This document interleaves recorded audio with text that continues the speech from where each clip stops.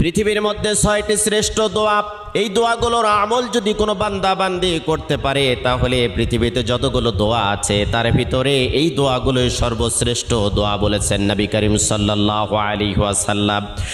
কোনো বান্দা বান্দি যদি যতই বিপদে থাক, কষ্টে থাক, দুর্ভিক্ষে থাক, উৎকণ্ঠার মধ্যে থাক না কেন, সকাল থেকে সন্ধ্যা পর্যন্ত যদি কোনো বান্দা বান্দি দরুদ শরীফের আমল করতে পারে, রাতের বেলা যদি দরুদ শরীফের আমল করতে পারে, হাজারো অশান্তির দাবানল থেকে আল্লাহ রাব্বুল আলামিন শান্তি দান করবেন।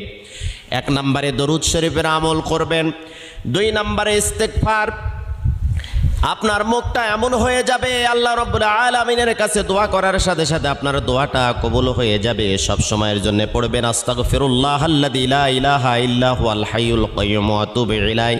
যদি না পারেন তাহলে পড়তে থাকবেন শুধু আস্তাগফিরুল্লাহ। 3 নম্বরে আপনি পড়বেন ইয়া যাল জালালি ওয়াল